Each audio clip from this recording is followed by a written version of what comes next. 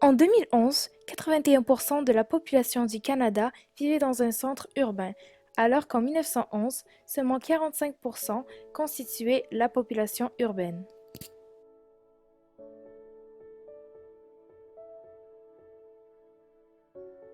Plusieurs personnes arrivèrent en milieu urbain au XXe siècle, mais les villes ne furent pas suffisamment équipées pour une aussi grande population.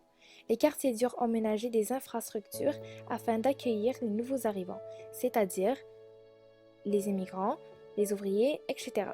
Conséquemment, cette urbanisation se fut hâtivement et engendra plusieurs complications. Les conditions de vie des habitants étaient atroces, car plusieurs en furent victimes.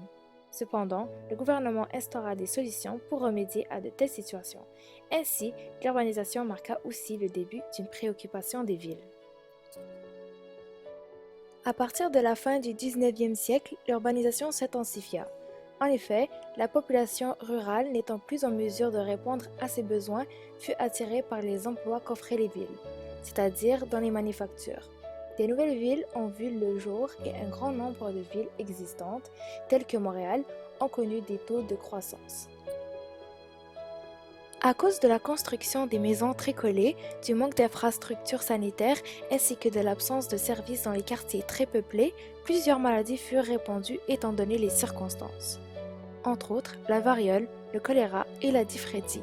Plusieurs associations réformistes dénoncèrent ces conditions misérables, ce qui amena la ville à prendre des mesures permettant d'arranger la situation hygiénique dans les quartiers ouvriers. C'est ainsi que l'hygiène devint une priorité pour le pays. Effectivement, le gouvernement instaura des campagnes de vaccination dans le but de freiner la propagation des nombreuses maladies. L'espérance de vie était tout de même très basse. Un enfant sur 4 mourut avant d'atteindre l'âge d'1 an. Durant l'urbanisation, la population commença à dénoncer la qualité du lait. En effet, les distances que devrait parcourir le lait de la campagne à la ville avaient pour conséquence de détériorer la qualité de cet aliment. Dans le but de diminuer la mortalité infantile, on installa un programme de distribution de lait pasteurisé. De plus, la qualité de traitement d'eau était abominable.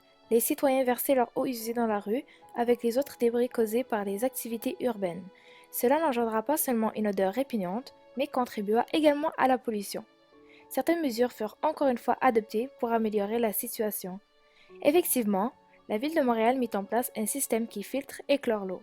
On construisit des aqueducs afin d'assurer le cheminement de l'eau et ainsi que des systèmes d'égouts.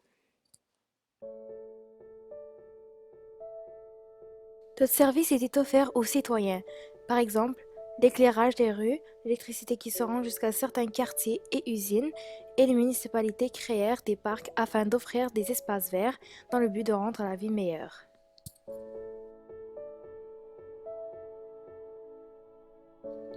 Afin de faciliter les déplacements d'une région à une autre, plusieurs chemins de fer furent construits et se rencontraient dans les villes. Les tramways étaient également d'une grande utilité pour les déplacements.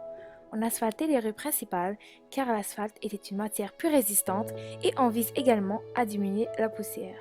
On forma de nouveaux quartiers en vue de loger les travailleurs, d'autant plus que les maisons se trouvèrent loin des lieux de travail, grâce aux moyens de transport développés. Au XXe siècle, il y eut l'apparition de plusieurs quartiers bourgeois situés à l'écart des quartiers ouvriers. Les conditions de vie furent meilleures dans ces quartiers riches. Ceux-ci possédaient de l'électricité dans les maisons et étaient construites en pierre ou en briques. Elles étaient aussi largement plus confortables. Grâce à l'espacement entre les maisons, la vie était plus sereine, puisque leur construction se fit loin des usines et y avait absence de bruit, favorisant évidemment un meilleur sommeil.